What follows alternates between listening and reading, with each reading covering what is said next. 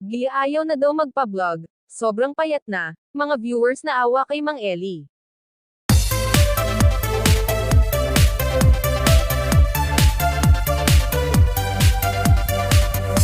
Mga kababayan, isang mapagpalang araw, saang sulok man kayo ng mundo naroon, naway nasa mabuti kayong kalagayan. Sa update ni Mang Eli kay Gea, bumisita sila Mang Eli kasama ang kanyang asawa sa kanila Ate Joran, at may dala silang package galing sa isang sponsor, para kay Dexter. Ang dami rin nakakamiss sa kanya, kaso mahiyain na siya, at hindi na sila lagi nagkikita ni Mang Eli. Kinumusta naman ni Mang Eli si Gea, at pinuntahan nila sa kanyang bahay, tanghali na nasa kanyang kwarto pa, tinawag ni Mang Eli. Ang sagot niya ayaw ko nang magpa-vlog. Takot siyang ipagamot ulit. Noong nakaraan nakailang punta din sila Mang Eli. Pero hindi nila maabutan si Gea.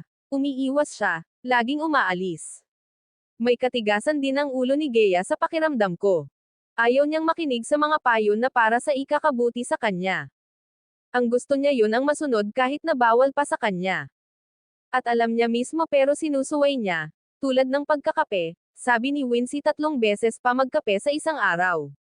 Na alam naman niya na bawal sa kanya, hindi rin niya tinutulungan ang sarili niya kung gusto niyang gumaling sana para man lang sa anak niya na si Dexter. Ginawa na lahat ni Mang Eli para mapabuti si Gea kasama na rin ang pamilya niya.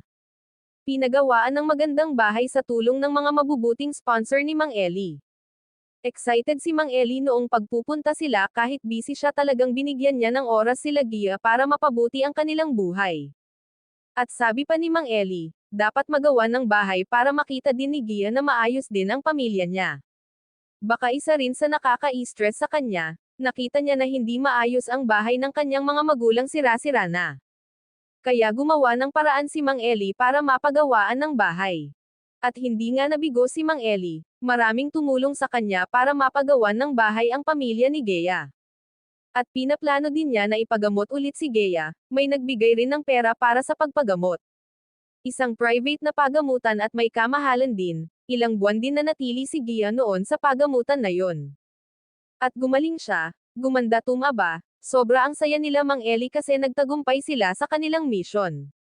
Pero pagkaraan ng ilang buwan unti-unting naging matigas ang ulo ni Gea. Hindi na rin nakikinig sa kanyang ina, hindi na rin makakainom ng gamot sa tamang oras.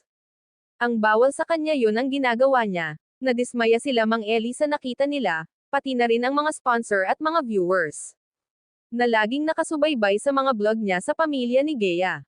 Ang iba sinisisi ang magulang ni Gea, pinabayaan daw si Gea.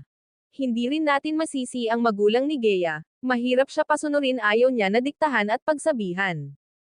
Parang lagi niyang iniisip na tama ang kanyang mga ginagawa. At kung gusto talaga niyang gumaling sana sundin niya ang mga payo sa kanya. Kaso ang problema ayaw niya kasi ayaw niyang gumaling. At maging normal ang buhay niya, kawawa rin si Gia, kaso nasa kanya ang problema. Ang daming comment sa upload ni Mang Eli, nasukuan na at pabayaan na nila. Masakit din kay Mang Eli, nakita naman natin ang effort niya sa pamilya ni Gea, napamahal na rin sa kanya. Kaya malungkot siya sa nangyari, sana piliin ni Gia na gumaling siya para sa kanyang anak, at bata pa si Gea, marami pa siyang magawa sa buhay, makatulong pa sana sa pamilya niya. Mapanood ang full video sa YouTube channel ni Mang Eli. Maraming salamat sa pagsuporta mga kababayan. God bless everyone.